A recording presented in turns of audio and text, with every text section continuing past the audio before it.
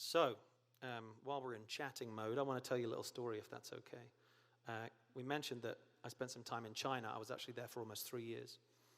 And I went there to kind of immerse myself in a new way of life, a new culture, and that was amazing. But then I spent the first year backpacking, the second year learning Chinese, and then I got myself a job teaching preschool, which I had no idea how to do. And the funny thing was that the job was in this foreigner's compound. I was living and working in this exclusive expats community behind a 10-foot concrete wall on the edge of the city of Beijing. And they had cemented shards of glass into the top of the wall to keep people out. There was an armed guard at the gate at all times. He always had a guitar. He didn't. But I did sing to him sometimes. And during my time off, I would venture outside the wall.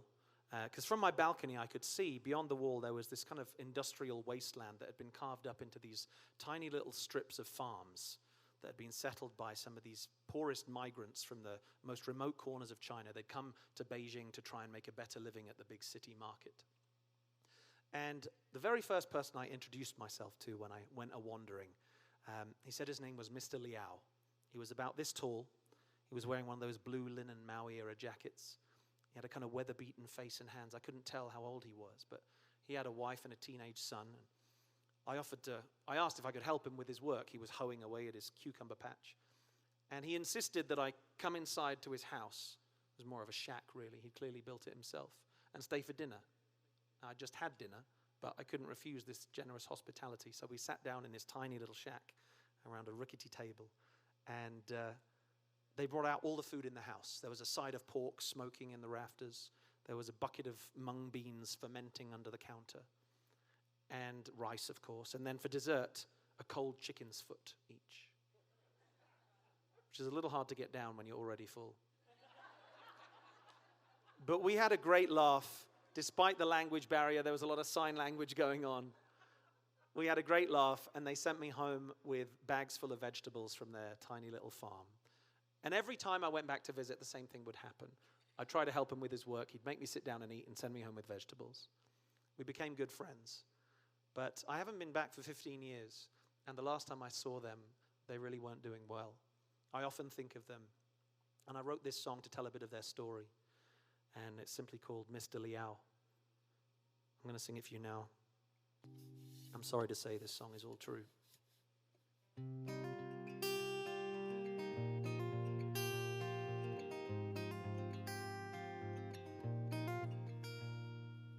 Met you in the field outside the compound. You'd let me hold a shovel while you'd weed the ground.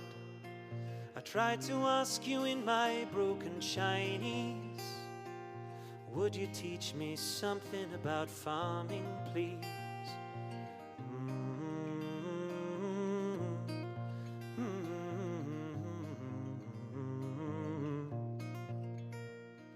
You said you'd come from Sichuan with your wife and son to sell your cabbages for 3 yuan instead of 1. You built your house with bricks found at the roadside. It was only 12 feet long by 10 feet wide. Just a plywood bed and table with upturned buckets for chairs, and on the floor a plastic bowl where Mrs. Liao would wash her hair. You'd always ask me in whenever I'd call. Oh, you had nearly nothing, but you gladly gave it all.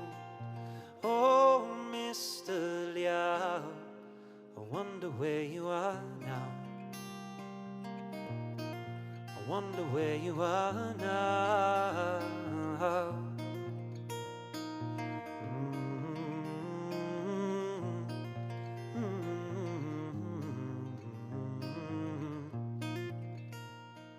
Last time I came over, you were down on your luck. Your wife had both her legs smashed by a garbage truck. She was stuck in bed, no money for plaster casts. Even after revolutions, farmers wait till last.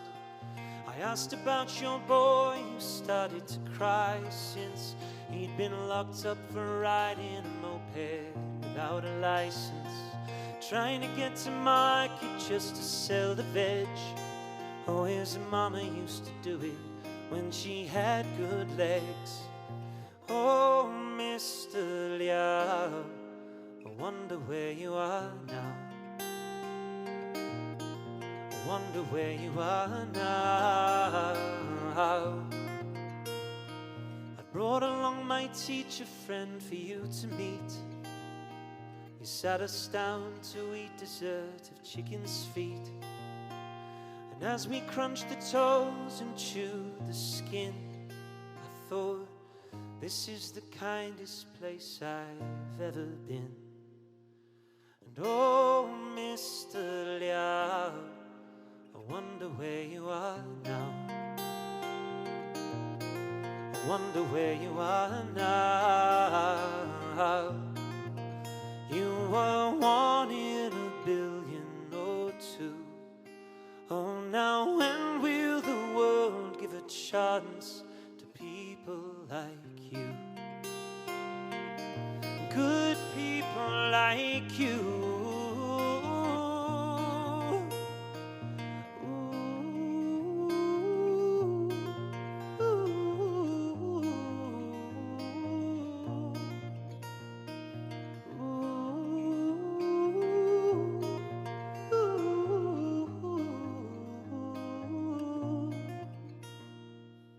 Gave you all the cash we had to hand, and left you living on that tiny strip of land. I wonder if you made it through that winter cold. I fear you didn't, if the truth be told.